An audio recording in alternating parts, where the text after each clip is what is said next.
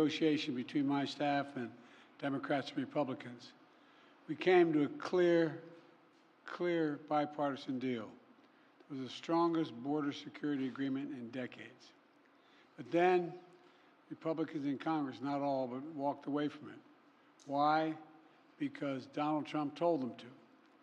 He told the Republicans, it has been published widely by many of you, that he didn't want to fix the issue, he wanted to use it to attack me. That's what he wanted to do. It was a cynical and an extremely cynical political move, and a complete disservice to the American people who are looking for us to, not to weaponize the border, but to fix it. Today, I'm joined by a bipartisan group of governors, members of Congress, mayors, law enforcement officials, most of whom live and work along the southern border. They know the border is not a political issue to be weaponized. The responsibility we have to share, to do something about it. They don't have time for the games played in Washington, and neither do the American people.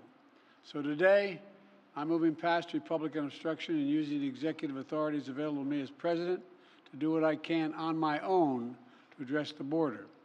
Frankly, I would have preferred to address this issue through bipartisan legislation, because that's the only way to actually get the kind of system we have now that's broken, fixed, to hire more Border Patrol agents, more asylum officers, more judges. But Republicans have left me no choice.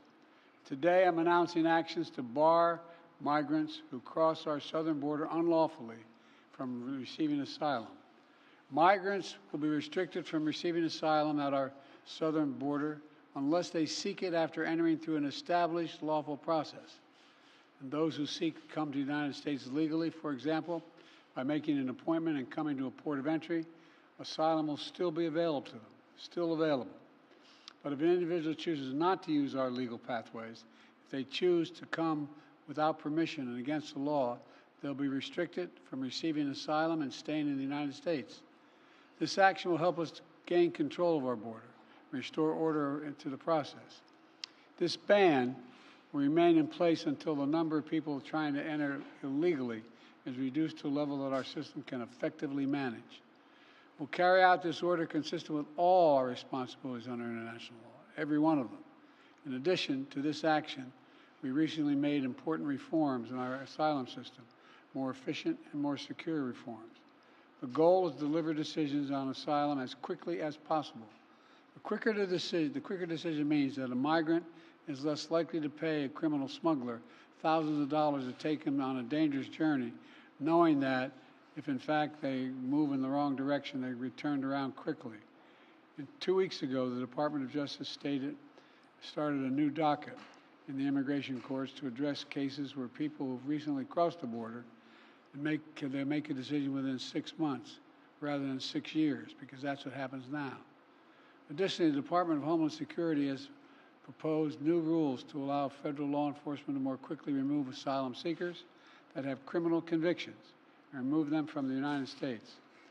My administration has also recently launched new efforts to go after criminal networks that profit from smuggling migrants to our border and incentivize people to give tips to law enforcement, provide information that brings smugglers to justice.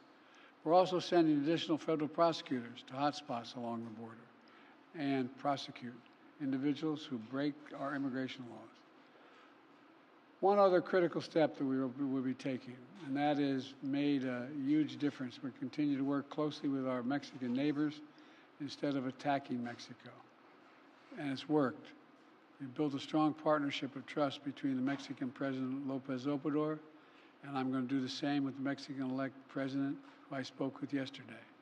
We've chosen to work together with Mexico as an equal partner, and the facts are clear.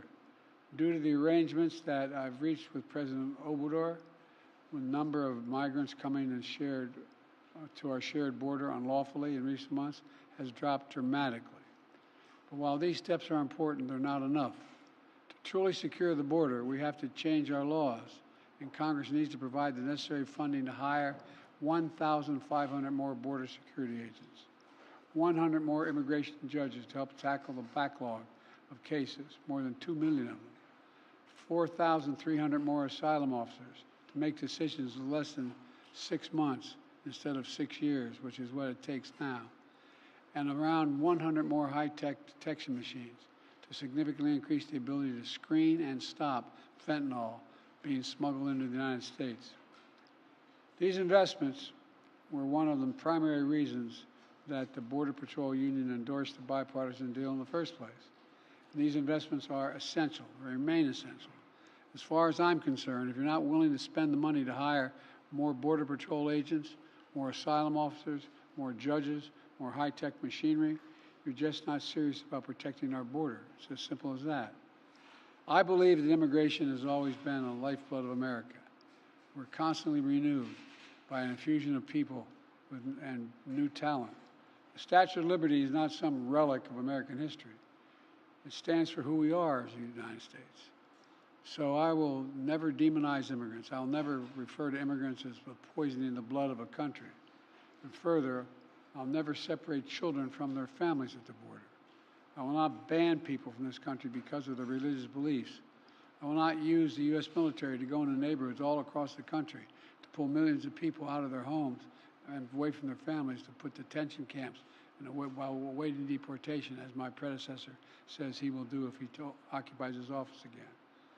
On my very first day as president, I introduced a comprehensive immigration reform plan to fix our broken system, secure our border, provide pathways for citizenship for dreamers, and a lot more. And I'm still fighting to get that done. But we must face the simple truth. To protect America as a land that welcomes immigrants, we must first secure the border and secure it now. The simple truth is, there is a worldwide migrant crisis. And if the United States doesn't secure our border, there's no limit to the number of people who may try to come here, because there's no better place on the planet than the United States of America. For those who say the steps I've taken are too strict, I say to you that be patient.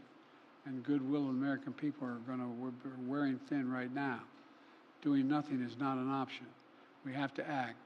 We must act consistent with both our law and our values as Americans.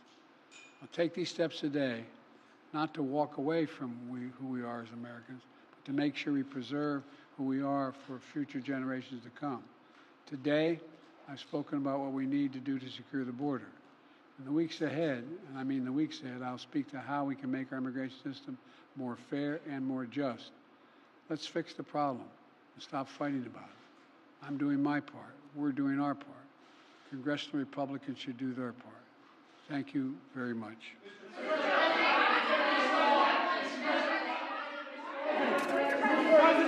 Mr. President,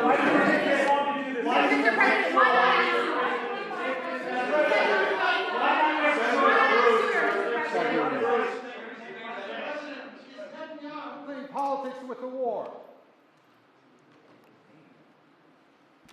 What was that?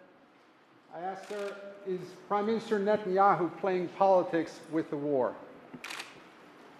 I don't think so. He's trying to work out a serious problem he has. Thank you.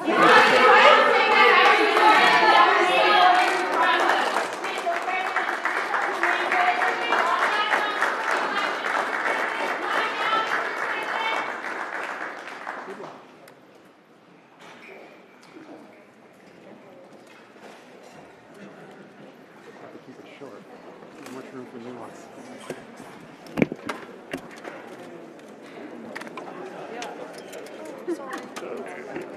Appropriate.